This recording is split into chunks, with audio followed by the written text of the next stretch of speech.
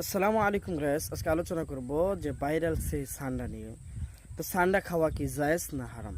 দেখেন, সান্ডা মূলত আমাদের দেশে যেরকম গুলছাপের মতো এরকম কিন্তু সান্ডার আকৃতি। সৌদি আরবে এটা পাওয়া যায়, সৌদি আরবের মরুভূমিতে থাকে। তো এটা সান্ডা হলো সৌদি আরবের একটা প্রাণী।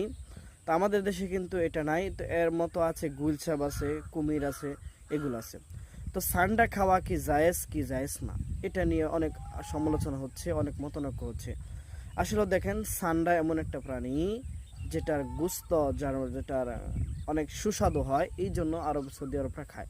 কিন্তু আমাদের দেশে দেখা যাচ্ছে এই সান্ডা মনে করে অনেকে কি করছে, আবার গুলশাবও খেয়ে ফেলছে।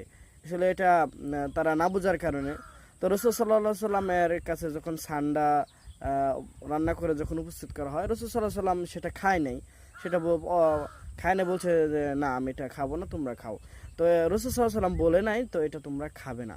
তো আবার রসুল সাল্লাহ সাল্লাম অন্য একটি হাদিসে বলেছে যেটা হিংস্র প্রাণী, যেগুলার হাত পায়ে নখগুলা ধারালো থাকে, সেগুলা না খাওয়া। তো সান্ডা আসলে মূলত আমরা যেটা জানি যে সান্ডা আসলে নিরীহ প্রাণী, সেটা ওই গুলশার মতো দেখা যায়। তো হানাফি মাযহাব থেকে এটা ওই আপনার অনেক নখ দাঁড়ালো, অনেক এইসব যদি ক্ষেত্রে করা হয় তাহলে এটা নাজায়েজের ফতোয়া আসে। তো সান্ডা আসলেও এটা আমাদের বাংলাদেশে নাই, বাংলাদেশে যেগুলো থাকবে, কারণ বা আরব দেশে যেগুলো সান্ডা আছে সেগুলোর খাদ্যগুলো হচ্ছে লতা পাতা, এগুলো খায়। আমাদের বাংলাদেশে যদি কোনো সান্ডা থেকে থাকে, সান্ডা তো নাই, যদি থাকে সেগুলো গুল সান্ডা নাই।